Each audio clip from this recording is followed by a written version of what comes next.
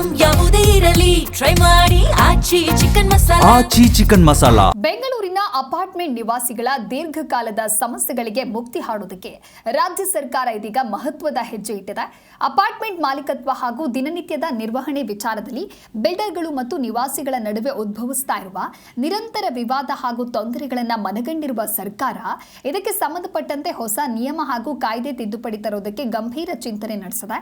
ಈ ಹೊಸ ಕಾನೂನನ್ನು ಜಾರಿಗೆ ತರುವ ಮುನ್ನ ಅಪಾರ್ಟ್ಮೆಂಟ್ ನಿವಾಸಿಗಳ ಅಹವಾಲುಗಳನ್ನು ಆಲಿಸಲು ಮತ್ತು ಅವರೊಂದಿಗೆ ನೇರವಾದ ಚರ್ಚೆಯನ್ನು ನಡೆಸೋದಕ್ಕೆ ಸರ್ಕಾರ ಮುಂದಾಗಿದೆ. ಇದೇ ಜುಲೈ 15ರಂದು ಬೆಂಗಳೂರಿನ ಜವಾಹರ್ಲಾಲ್ ನೆಹರು ತಾರಾಲಯ ಸಭಾಂಗಣದಲ್ಲಿ ವಿಶೇಷವಾದ ಸಭೆಯನ್ನ ಫಿಕ್ಸ್ ಮಾಡಲಾಗಿದೆ. ಉಪಮುಖ್ಯಮಂತ್ರಿ ಡಿ ಕೆ ಶಿವಕುಮಾರ್ ಹಾಗೆ ಕಂದಾಯ ಸಚಿವ ಕೃಷ್ಣ ಬೈರೇಗೌಡ ಅವರ ನೇತೃತ್ವದಲ್ಲಿ ಈ ಮಹತ್ವದ ಸಭೆ ಜರುಗಲಿದ್ದು ಹೊಸ ನಿಯಮಗಳ ಕುರಿತು ಮಾಹಿತಿ ಹಂಚಿಕೊಳ್ಳುವುದರ ಜೊತೆಗೆ ಸಲಹೆ ಸೂಚನೆಗಳನ್ನು ಸ್ವೀಕರಿಸಿ ಅಂತಿಮ ತೀರ್ಮಾನ ಕೈಗೊಳ್ಳಲಾಗುತ್ತೆ.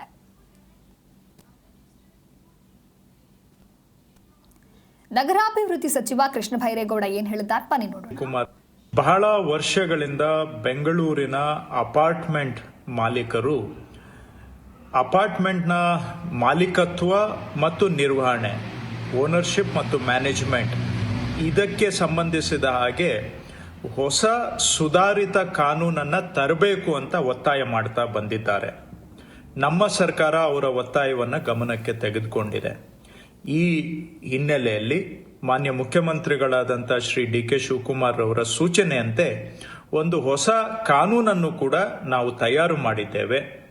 ಈ ಕಾನೂನನ್ನು ನಾವು ಜಾರಿ ಮಾಡೋದಕ್ಕೆ ಮೊದಲು, ವಿಧಾನ ಮಂಡಲಕ್ಕೆ ಮಂಡಿಸೋದಕ್ಕೆ ಮೊದಲು ಇದಕ್ಕೆ ಸಂಬಂಧಪಟ್ಟಂತಹ ಸ್ಟೇಕ್ ಹೋಲ್ಡರ್ಸ್ ಜೊತೆಗೆ ಅವರ ಅಭಿಪ್ರಾಯ ಸಂಗ್ರಹಣೆಗಾಗಿ ಈ ಬುಧವಾರ ಜುಲೈ 15ನೇ ತಾರೀಕು 11 ಗಂಟೆಗೆ ಬೆಂಗಳೂರಿನಲ್ಲಿರುವಂತಹ ಜವಾಹರ್ಲಾಲ್ ನೆಹರು ಪ್ಲಾನೆಟೇರಿಯಂನ ಸಭಾಭವನದಲ್ಲಿ ಒಂದು ಸಮಾಲೋಚನಾ ಸಭೆಯನ್ನು ಹಮ್ಮಿಕೊಂಡಿದ್ದೇವೆ.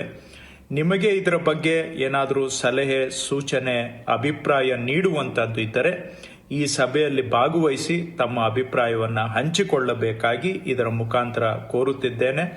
ಮಾನ್ಯ ಮುಖ್ಯಮಂತ್ರಿಗಳು ಸಹ ಈ ಸಮಾಲೋಚನಾ ಸಭೆಯಲ್ಲಿ